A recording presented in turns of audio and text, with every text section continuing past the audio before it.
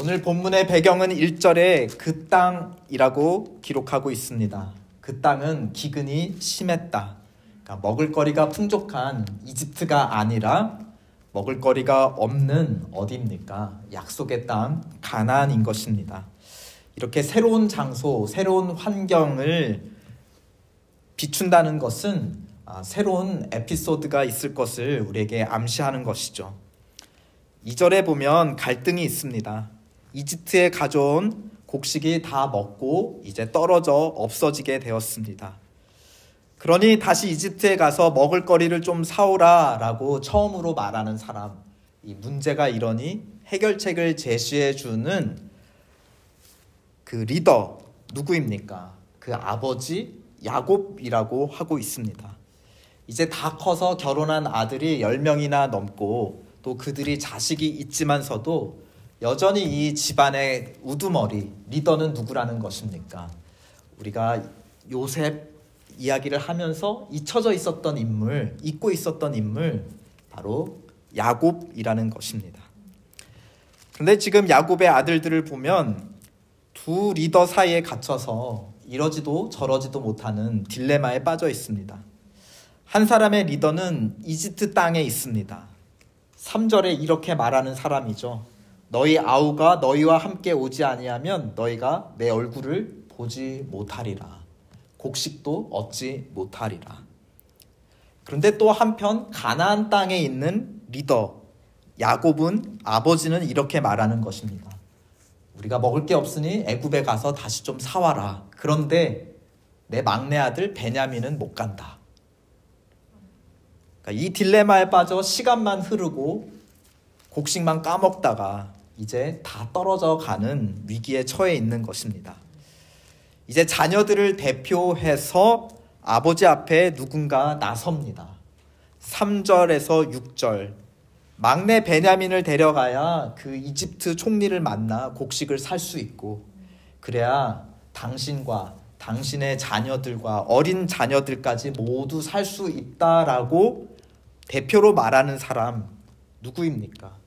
3절에 보면 유다라고 밝히고 있습니다. 그러니까 어떤 그림이죠? 지금 가나안 땅에는 야곱이 우두머리입니다. 한편 이쪽에서는 이집트 땅에서는 누가 우두머리입니까? 총리가 된 정체를 알지 못하는 요셉이 우두머리입니다. 지금 그 사이에 누가 왔다 갔다 하고 있는 것입니까? 아들들을 이끌고 유다가 왔다 갔다 하고 있습니다. 지금 이러한 구도는 누가 오늘 본문의 키플레이어라는 것을 우리에게 말해주죠? 유다가 키플레이어라는 것을 말해주고 있습니다. 저는 이번 창세기를 보면서 이건 요셉의 이야기야 라고 우리는 알고 있는데, 가만히 보면 요셉보다는 유다에 초점을 맞추고 있는 것이 아닌가 하는 생각을 갖게 됩니다. 유다는 어떤 사람이었나요?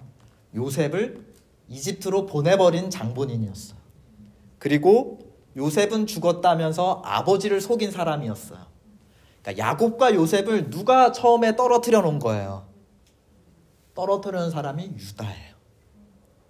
그리고 그 사이에 있습니다. 과연 유다는 이 두 사람을 다시 만나게 할까요? 뿐만 아니라 창세기 38장에 기억나시나요? 며느리 다말도 속이고 멀리 친정으로 내쫓아버리고 그 동네에 갔는데도 만나주지도 않았던 매정한 사람 유다입니다. 그러다 며느리와 부끄러운 일을 벌이고 그것이 드러나니까 그때부터 회개하기 시작했죠. 이집트에 가서 다시 만난 요셉 앞에 그는 속이지 않고 정직하게 말하는 사람으로 변해 있었습니다. 형제 하나가 없어졌습니다. 막내가 하나 살아있는데 아버지와 함께 있습니다.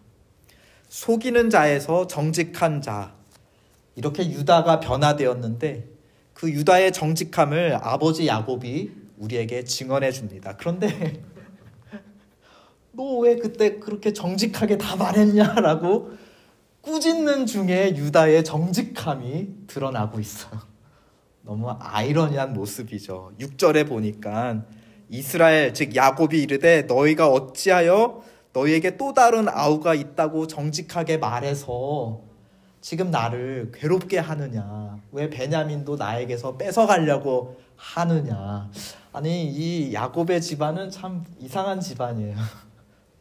정직했다고 혼나는 집안이 바로 이 집안에 흐르는 문화인 것 같습니다.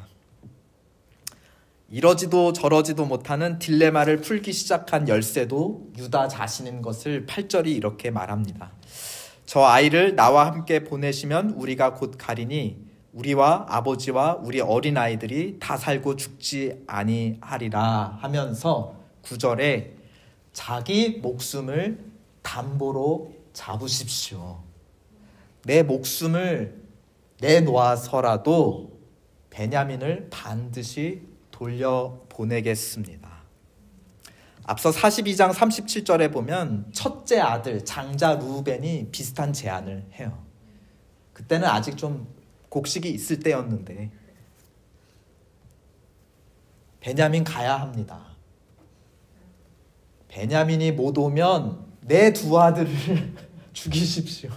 아니, 루벤도 왜 자기가 죽는다고 안 하고 엄한 자기 아들을 내놓습니까?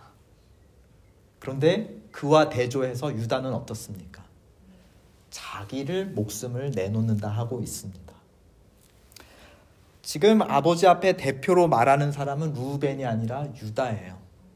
어떻게 보면 첫째형 루벤보다 이 형제들 사이에서 더 이러한 태도, 자기를 희생하는 태도로 어쩌면 대표로 인정을 받아왔는지도 모르겠습니다.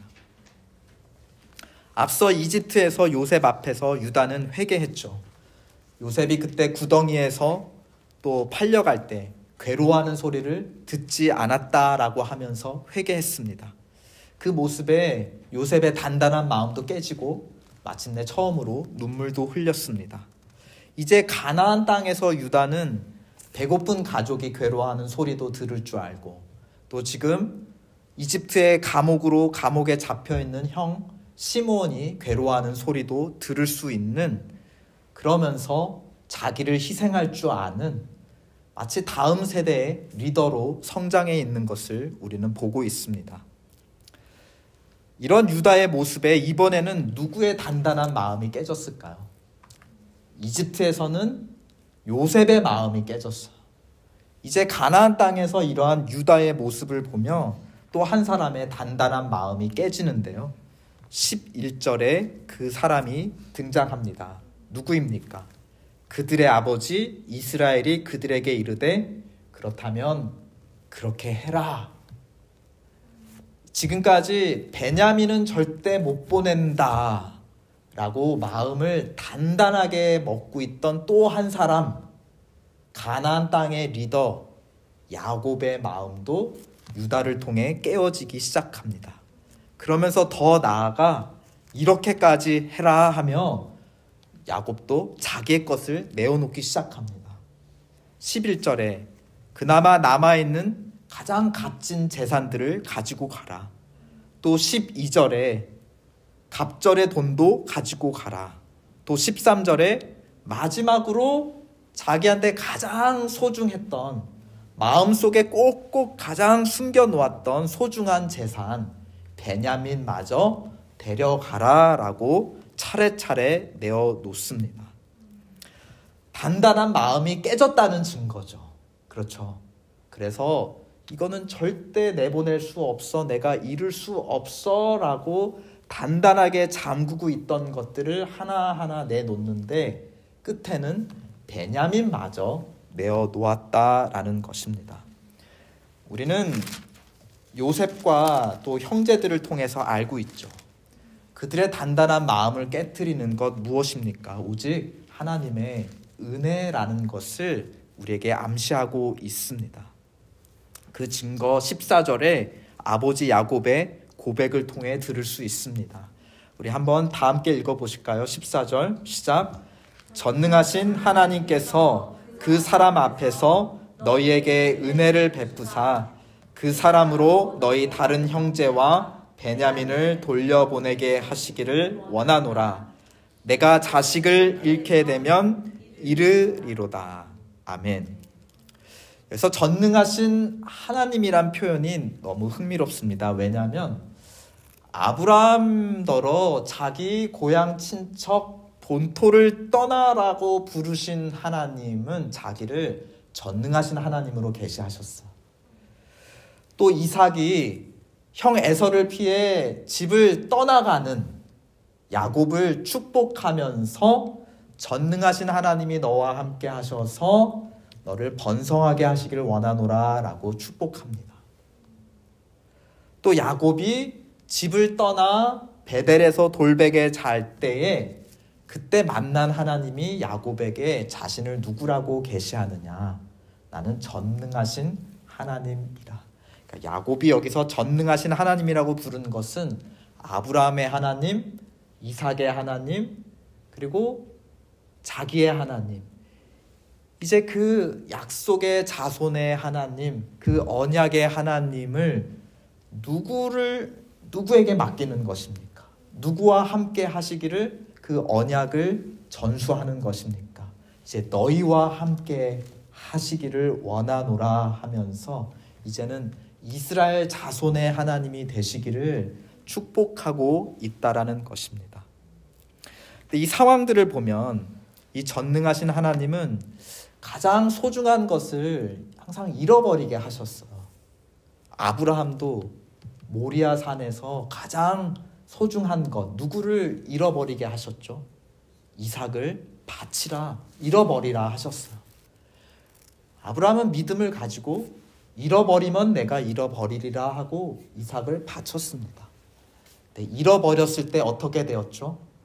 이삭을 얻었습니다. 이삭 역시 사랑하는 아들, 가장 사랑하는 아들, 에서보다 사랑하는 아들 야곱을 외삼촌 라반에게로 어떻게 해야 했습니까? 떠나보낼 수밖에 없었어요. 돌아올지 모르는 먼 길로 사랑하는 아들을 어떻게 할 수밖에 없었던 거죠? 잃어버릴 수밖에 없었어요. 그 아들을 가는 길에 전능하신 하나님에게 그 아들을 맡겼습니다. 그 아들은 어떻게 되었습니까? 큰 가족을 이루고 돌아왔습니다. 생육하고 오히려 번성했습니다. 전능하신 하나님은 잃어버릴 때 도리어 생육하고 번성하게 하시는 아브라함의 하나님, 이삭의 하나님, 그리고 야곱의 하나님이십니다. 이제 야곱은 또 모든 자기 자식, 그 중에 가장 소중한 베냐민까지 잃어버릴 각오로 자기 아들들을 지금 이집트로 떠나 보내기로 결심하는 것입니다. 잃으면 잃으리로다. 그런데 전능하신 하나님께서 잃기로 작정한 야곱에게 다시 얻게 하실까요? 15절, 유다와 형제들은 베냐민을 데리고 이집트로 내려가 다시 요셉 앞에 서게 됩니다. 그 형제들을 만난 요셉은 또 다시 마음이 깨지고 눈물을 쏟는 것을 우리는 보게 될 것입니다. 그리고 마침내 형제들 앞에 자신의 정체를 드러내게 되죠. 그리고 그동안 하나님께서 자기와 함께 하신 일들을 고백하게 됩니다. 그 소식을 듣고 아버지 야곱도 모든 가족을 데리고 이집트로 내려옵니다. 그리고 마침내 요셉과 만나고 모든 아들들도 되찾게 되죠. 오랫동안 잃어버렸던 아들, 죽은 줄만 알았던 요셉도 마침내 얻게 됩니다. 내가 잃으면 잃으리로다.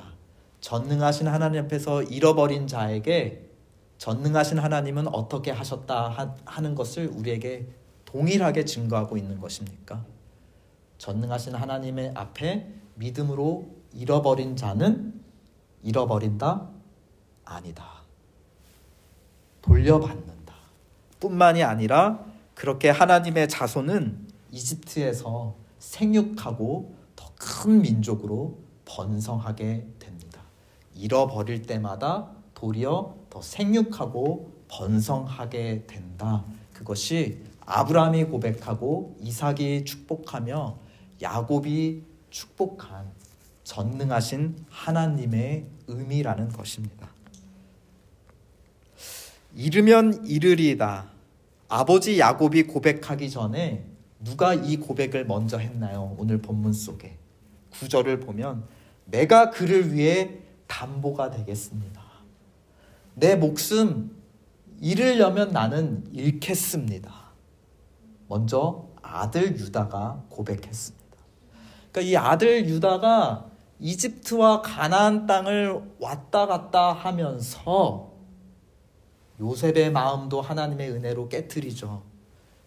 아버지 야곱의 단단한 마음도 하나님의 은혜로 깨트리며 이들의 마음이 깨어지고 흘러나와 하나님의 축복 안에서 마침내 어떻게 되는 것입니까? 하나로 이루어지게 되는 것입니다. 근데 이 아들 유다가 이러한 고백을 하기 전에 누가 먼저 이 고백을 했는가? 시아버지 유다가 고백하기 전에 며느리 다말이 먼저 고백했던 것입니다. 물론 다말이 내가 잃으면 잃겠습니다 라고 말하지는 않았죠.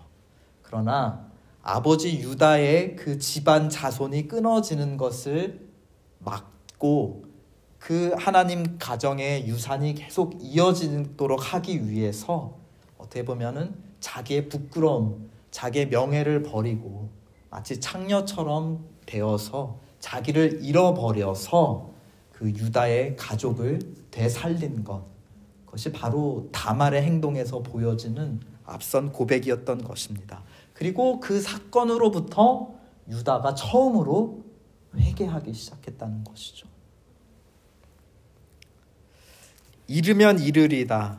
전능하신 하나님의 은혜는 이렇게 한 사람을 변화시키고 이르면 도리어 생육하고 번성한다. 전능하신 하나님의 은혜는 그 사람이 속한 공동체로 하여금 이 역설적인 진리를 체험하게 한다는 것입니다. 그렇다면 하나님의 은혜는 어떻게 구체적으로 이러한 변화를 일으키는 것일까요? 과연 우리가 사람이 가장 소중한 것 내놓을 수 있을까요? 그러지 못할 것입니다.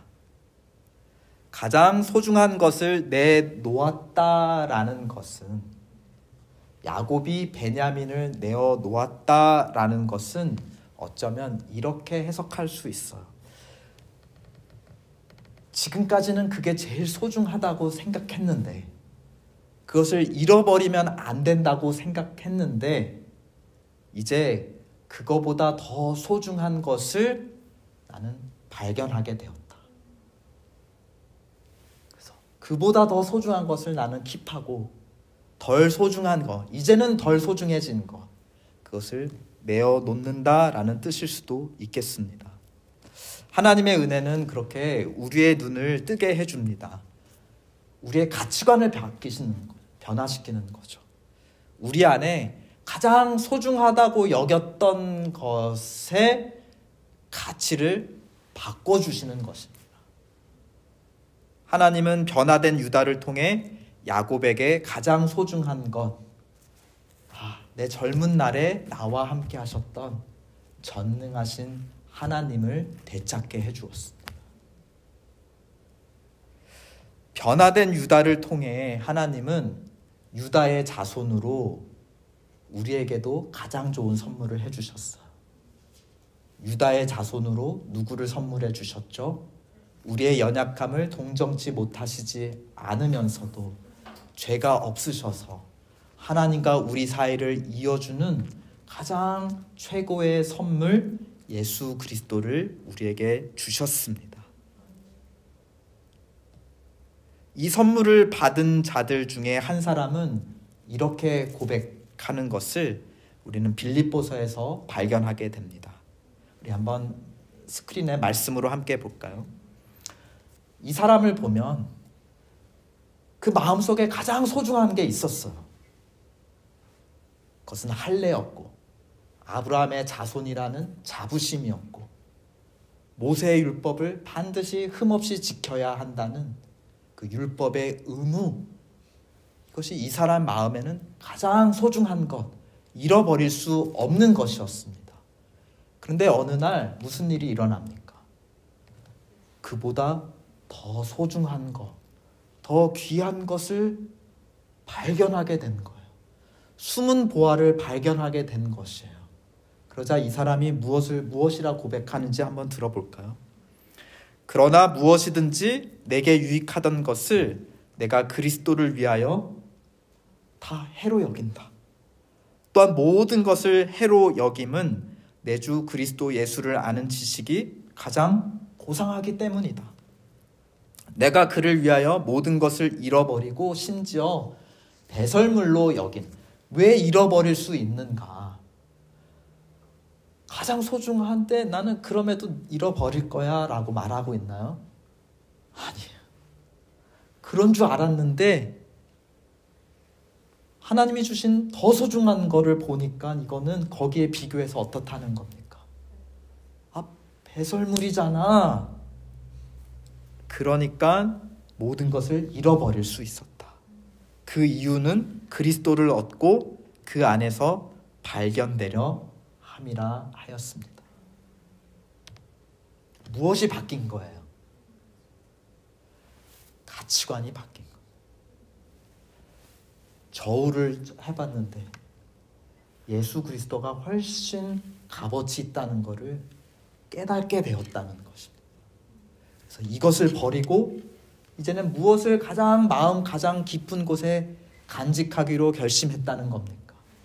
예수 그리스도.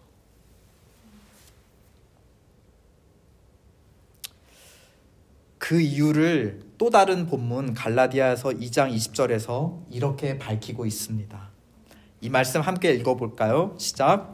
이제 내가 육체 가운데 사는 것은 나를 사랑하사 나를 위하여 자기 자신을 버리신 하나님의 아들을 믿는 믿음 안에서 사는 것입니다. 왜 이 하나님의 아들이 이제 가장 값진 것이 되었는가 한다면 그분이 먼저 나를 위해 자기 목숨을 잃었기 때문에, 즉 예수님의 가치관에서는 자신의 영광, 자기의 목숨보다 무엇이 더 가장 귀하다는 것이었어요. 우리가 너무 가장 귀한 것이기 때문에 자기 것을 잃으면 잃으리로다 하고 십자가에 달리셨다라는 것입니다. 우리를 그 무엇보다 가장 귀하게 여기시는 분이시기 때문에 그 분이 우리 안에 있다면 우리는 그 어떤 것보다 세상 존귀한 자로 변화될 수 있다. 이것이 바로 복음이 주는 소망인 것입니다. 사람은 태어날 때부터 첫 숨을 내쉴 때부터 마지막 숨까지 가장 소중한 것을 찾아 헤매는 것 같아. 어린아이 때 가장 소중한 거 없으면 내가 죽을 것 같아서 사라지면 아이들이 막 우는 거 보죠. 엄마 없으면 세상 끝나는 줄 알아요. 그러다 좀 크면 우리 엄마 최고인 줄 알았는데 좀 창피해. 누가 최고죠 이제? 친구들, 또 바로 위에 형들, 누나들. 그러다가 이제 청년이 되면 무엇을 찾아 헤맵니까? 가장 소중한 존재, 연인을 찾아, 또 배우자가 될 사람을 찾아 헤매요. 근데 평생 그 배우자를 가장 소중하게 여기나요? 자식이 태어나요. 그쵸? 결혼하면 또 자녀가 내 인생에 또 가장 소중한 그 대상이 돼요. 그러다 이제 자녀들이 커서 또 자기 연인 찾아 떠나요. 그럼 우리는 무엇을 가장 소중하게 여깁니까? 그때서 이제 내가 아니면 누가 나를 챙겨주냐. 내 건강, 내 취미, 내 꿈. 뭐예요? 계속 우리는 가장 소중한 것을 찾아 헤매고 다녀요. 근데 아이러니는 이것이에요. 왜 우리는 여러 대상들을 찾아 헤매는 것일까요? 그것이 우리에게 무엇을 말해줄까요?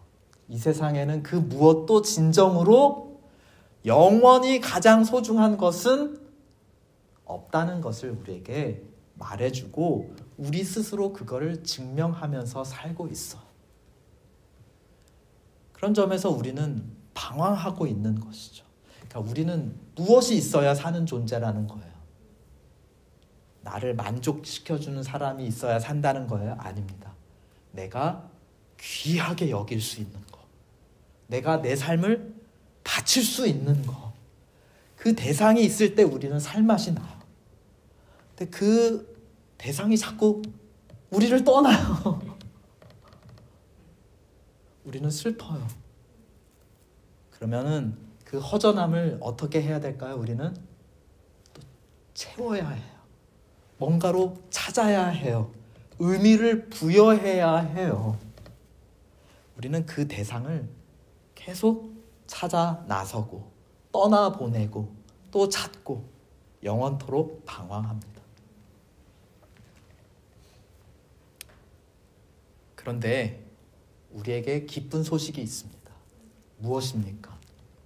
더 이상 방황하지 않아도 된다. 무엇과 놓고 비교해도 이것은 비교가 안 된다.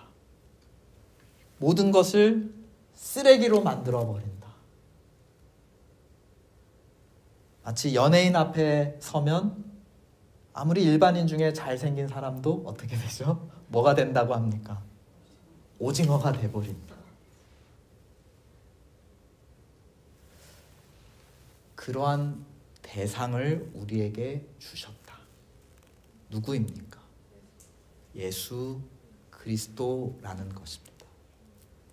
예수 그리스도의 존귀함을 우리가 발견할 수 있다면 우리는 방황하지 않아도 되는 것입니다. 전능하신 하나님의 은혜 아래 사는 인생은 모든 소중한 것을 잃어버리고 그리스도를 얻는 인생입니다. 그런데 그리스도를 얻을 때에 잃어버린 모든 것을 더 풍족하게 얻을 수 있습니다. 그전에는 그것을 내 마음의 우상으로 삼았다면 예수 그리스도가 마음의 중심에 올 때에 그 모든 것들이 자기 자리로 돌아가 그 자리에 합당한 가치를 내는 것이에요. 질서가 새로 잡히는 것이에요. 하나님의 나라가 이루어지는 것이에요.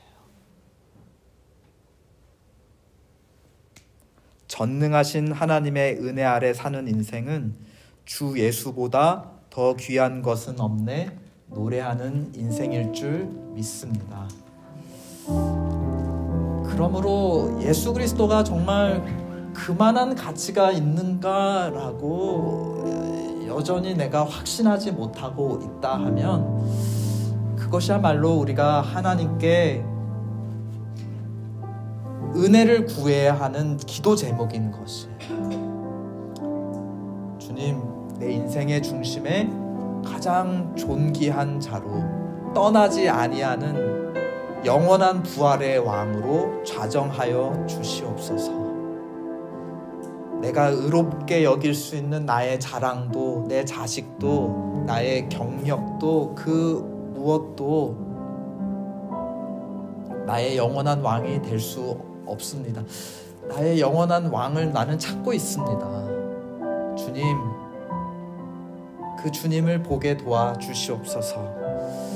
그래서 내 자녀, 내 가족, 내 남편도 그 예수님을 마음에 왕으로 모시고 그 모든 삶의 것들이 다 자기 자리를 되찾아 빛을 발하게 도와주시옵소서. 우리는 가장 소중한 거 희생하지 못합니다. 그건 거짓말이에요. 희생한다는 거는 내 의의를 드러내는 겁니다. 다른 내가 더 사랑하는 대상이 있는데 그러니까 희생할 수 있다는 거예요. 어떻게 보면 나는 이 정도로 희생한 사람이야 하면서 얻는 거, 자기의 의. 그 사람한테 가장 마음에 소중한 건 자기의 의였던 거죠. 오늘 찬송처럼 세상 즐거움 다 버린 거 희생 아닙니다. 바울이 고백한 거 나 희생했다고 말하는 거 아니에요. 나 그게 너무 즐거운 거다. 쓰레기를 버리고 보석을 내 마음에 받았으면 나는 즐겁다라고 말하는 것입니다. 고통스러운 거는 아니에요. 즐겁다고 말하는 겁니다. 심지어 그게 교회라고 할지라도 그 자리, 내 마음의 중심에 주님이 아니라 교회가 있다면 그것도 잘못된 것이죠. 오직 예수밖에는 없다. 그 주님의 가치를 다시 재발견할 수 있도록 그 은혜를 베풀어 주세요. 주님이 주님 되실 때에 주님 안에 내 모든 좋아하는 것들이 자기 자리를 찾고 내 삶이 풍성하게 도와주세요.